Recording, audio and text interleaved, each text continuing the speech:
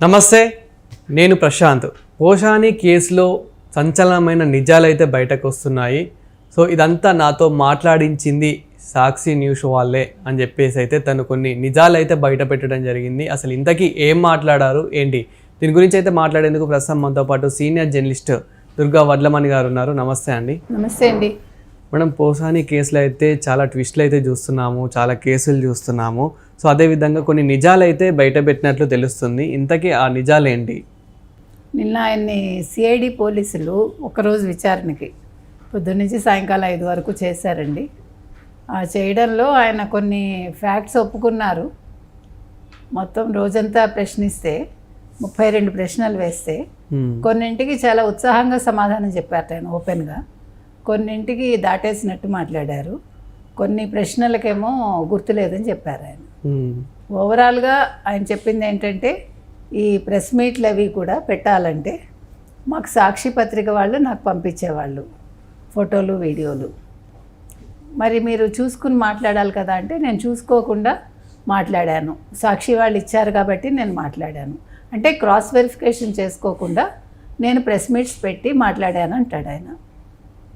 మరి మీరు సజ్జలు చెప్పారు గతంలో అన్నారు కదా, సజ్జల స్క్రిప్ట్ ఇచ్చారని, అంటే ప్రెస్ మీట్స్కి సజ్జల స్క్రిప్ట్ ఇవ్వలేదు అంటున్నారు.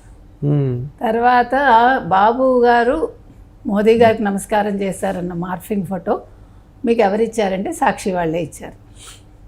ఆ తర్వాత అంటే కొన్ని విషయాలకు ఆయన గుర్తులేదు అని చెప్తున్నాడు. సాక్షిలో ఎవరిచ్చారో ఆయన గుర్తులేదు. సాక్షి వాళ్ళు ఫోటోలు ఇచ్చారు, ఆ ఫోటో కూడా సాక్షి వాళ్ళే ఇచ్చారు, కానీ ఎవరిచ్చారో ఆయనకు గుర్తులేదు. అంటే చాలా క్లారిటీతో ఉన్నారు పోసాని. ఒక పక్క భయం ఉన్నప్పటికీ ఇంకో పక్క తప్పించుకోవటానికి చూస్తున్నాడు ఆయన. అంటే ఆయనకు ఆల్రెడీ ఇన్స్ట్రక్షన్స్ వెళ్ళి ఉంటాయి, నువ్వు ఆల్రెడీ నోరు జారావు, ఇప్పుడు సజ్జల విషయంలో నోరు జారారు కదా, ఉన్నది ఉన్నట్టు చెప్పేశాడు అతను భయపడి ఫస్ట్లో. సో మీకు రెండోసారి అంబటి రాంబాబు వెళ్ళాక మారింది సిచ్యువేషన్. అంటే ఒకళ్ళు వెళ్ళినప్పుడు గుండెపోటు, ఇంకొకళ్ళు వెళ్ళినప్పుడు మాట మారింది. కాబట్టి నిన్న కూడా ఆయన అంటే భయం ఉంది లోపల. ఎట్ ద సేమ్ టైం వీళ్ళు కొంచెం ఏమైనా కబురు చేశారమ్మా నీ సంగతి తేలుస్తావని, నువ్వు నోరు విప్పితే నీ పని ఉంటుంది, నువ్వు ఆల్రెడీ సజ్జల పేరు చెప్పావు, సజ్జల భార్గవరెడ్డి పేరు చెప్పావు, అది చూసుకో నువ్వు మళ్ళా కనుకైతే జగన్మోహన్ రెడ్డి పేరు చెప్పినా ఇంకెవరి పేరు చెప్పినా నీకు ఉంటుంది అని. ఇప్పుడు సాక్షి పేపర్ అంటే మరి భారతీరెడ్డే కదా, అంటే భారతీరెడ్డిని ఇరికిచ్చాడు ఆయన కళ్ళు మూసుకుని భారతీరెడ్డిని ఇరికిచ్చాడు. అంటే ఇప్పుడు మనం గతంలో చెప్పినట్టుగా ఒక ఇతను పొలిటీషియను కాదు, సీజనల్ పొలిటీషియను కాదు, కరడుగట్టిన రాజకీయ నాయకుడు కాదు, ఇతను ఒక రైటర్. కాబట్టి ఏదో డబ్బులకు ఆశపడ్డాడు, నాకే ఫేవర్స్ వాళ్ళు చేయలేదు, నేను ఏ బెనిఫిట్స్ వాళ్ళ దగ్గర నుంచి పొందలేదు అన్నాడు.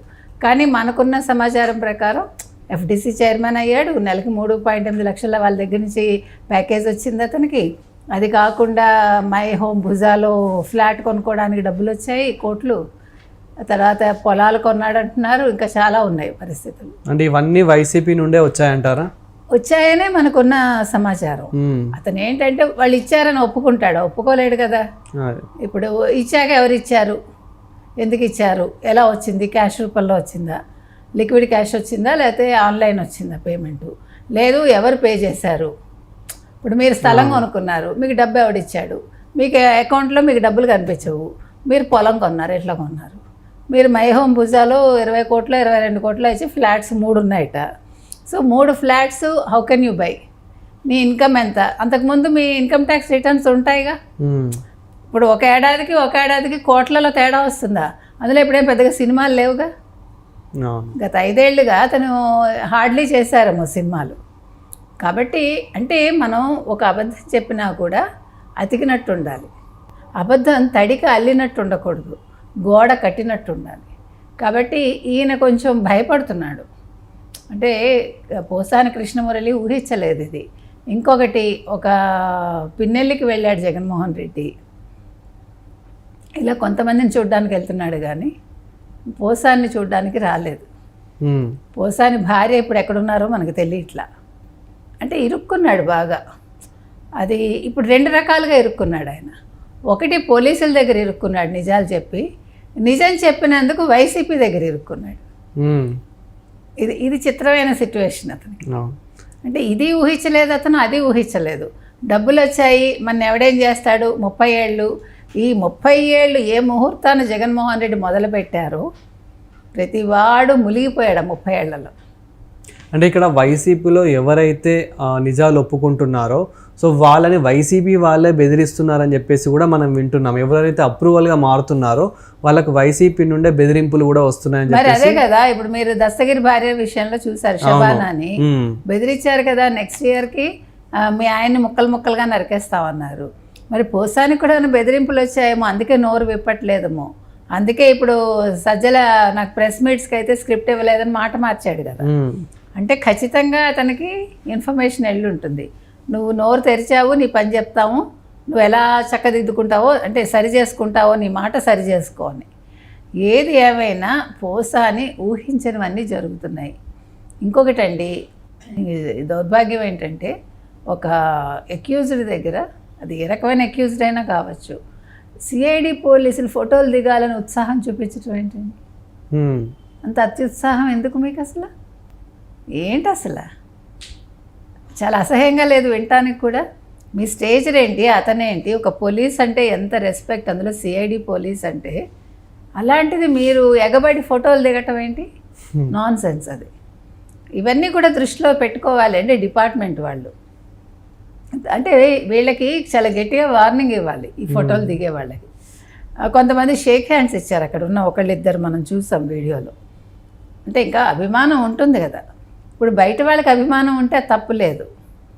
పోలీసులు ఈ రకంగా బిహేవ్ చేయటం మాత్రం అది హర్షించదగ్గ విషయం కాదు. తర్వాత పోసాని మాత్రం అంటే అతను జీవితంలో ఇలాంటి సిచ్యువేషన్ ఎప్పుడు వచ్చి ఉండదు.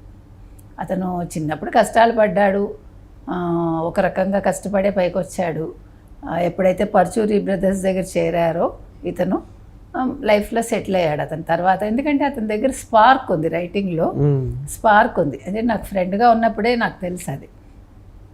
ఒకప్పుడు నాకు మంచి స్నేహితుడే ఒక రకంగా. తర్వాత మా ఇద్దరికి చిన్న విభేదాలు వచ్చి మాట్లాడుకోవటం మానేసాం మేము. కాకపోతే ఏంటంటే నోటి దూల ఉంది. ఇంకొకటండి, కొంచెం అహంకారం వస్తుంది మనిషికి. పేరు వచ్చాక అహంకారం రాకూడదు. ఇక్కడ ఒక గతంలో చాలా మంచి వ్యక్తి, అంటే మనకి మాట విధంగా కానీ సాయం విధంగా కానీ ఒక మంచి వ్యక్తి, కానీ ఇక్కడ ఏంటంటే ఇక్కడ వైసీపీ తరపున ఆశపడ్డం వల్ల, అంటే వాళ్ళు ఆశ పెట్టడం, ఇతను ఆశపడ్డం.